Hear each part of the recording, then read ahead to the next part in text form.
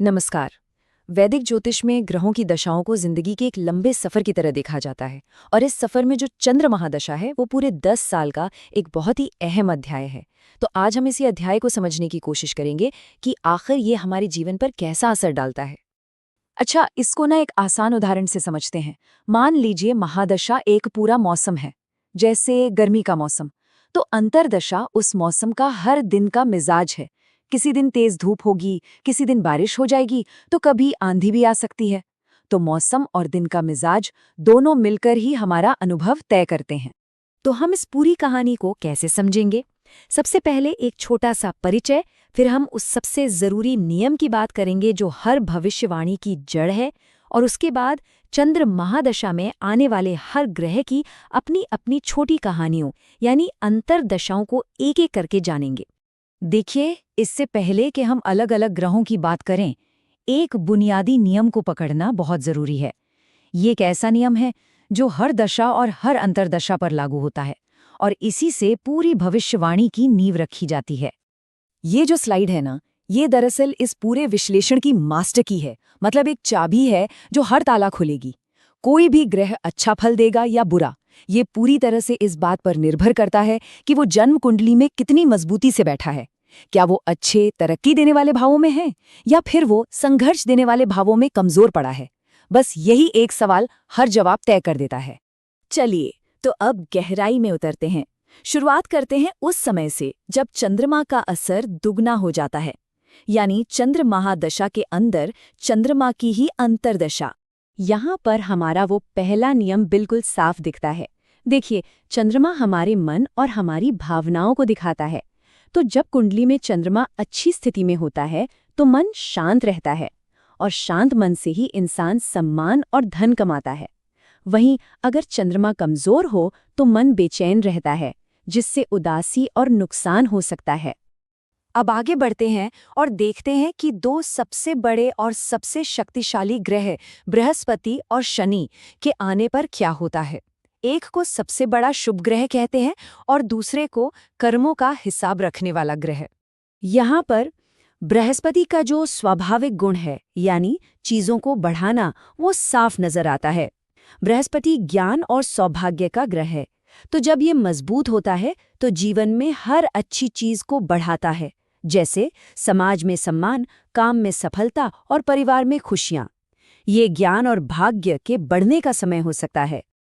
अब देखिए, शनि ग्रह, जिसे लोग अक्सर मुश्किलों से जोड़ते हैं, वो भी अगर अच्छी स्थिति में हो तो धन और संपत्ति दे सकता है।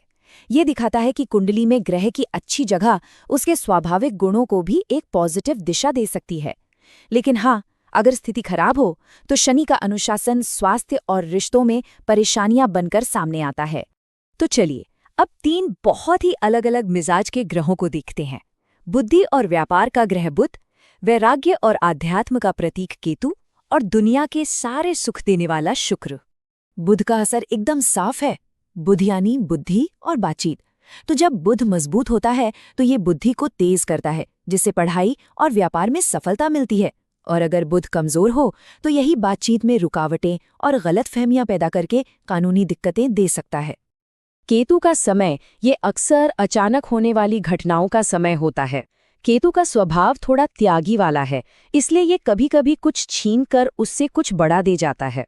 अगर इसकी स्थिति अच्छी हो सकता है कि शुरुआत में कोई छोटा-मोटा नुकसान हो, लेकिन उसके बाद अचानक बड़ा धन लाभ भी हो सकता है। शुक्र ग्रह का नाम आते ही कला, सुंदरता और भौतिक सुख सुविधाओं का ख्याल आता है। तो जाहिर है, जब शुक्र की स्थिति अच्छी होती है तो ये जीवन को हर तरह के आराम और लग्जोरियस चीजों से भर देता है। लेकिन अगर यही शुक्र कमजोर हो तो इन्हीं चीजों की कमी महसूस होती है या इनसे जुड़ा कोई अपमान झेलना पड़ सकता है। और आखिर में हम उन ग्रहों की बात करेंगे जिनकी ऊर्जा बहुत तेज होती है। सत्ता का प्रतीक सूर्य, हिम्मत और काम का प्रतीक मंगल, और छायाग्रह राहु। इनके समय में जो भी होता है अक्सर वो बहुत नाटकीय होता है।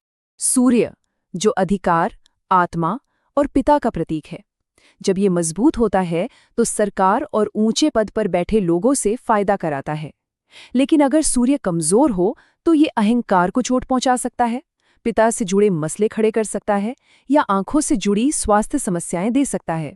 एक मजबूत मंगल, जो कि ऊर्जा और हिम्मत का ग्रह है, वो संपत्ति खरीदने और अपना पद ऊंचा करने की हिम्मत देता है। ये अपनी इच्छाओं को पूरा करने का समय होता है।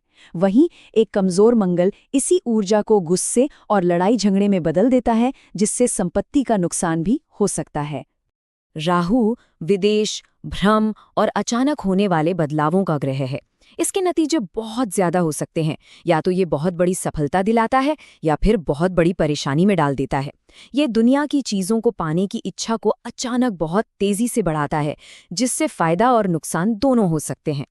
एक प्राचीन ग्रंथ में एक बहुत ही कमाल की बात कही गई है कि अगर राहु महादशा के स्वामी यानी चंद्रमा से कुंडली के सबसे मजबूत और भाग्यशाली घरों में बैठा हो, तो इसकी जो नकारात्मक ऊर्जा है वो भी आध्यात्मिक कामों की तरफ मुड़ जाती है। ये दिखाता है कि ज्योतिष में कोई भी ग्रह अकेले काम नहीं करता, वो किसके साथ और कहाँ बैठा है इससे सब कुछ बदल जाता है। तो सबसे जरूरी बात क्या निकली? हमने 9 अलग-अलग ग्रहों को देखा, लेकिन कहानी एक ही है। ग्रह की अपनी ताकत, कुंडली में उसकी अपनी जगह ही उसके असर को तय करती है। कोई भी ग्रह अपने आप में सिर्फ अच्छा या सिर्फ बुरा नहीं होता। तो ये हमें एक आखिरी सवाल पर लाकर छोड़ता है। ये पूरी व्यवस्था सिर्फ नियमों का एक ढांचा नहीं है, बल्कि ये हमारे अपने जीवन के एक अनोखे नक्शे को समझने की भाषा है। एक ऐसा नक्शा जो हमें जिंदगी के अलग-अलग मौसमों में रास्ता दिखा सकता है।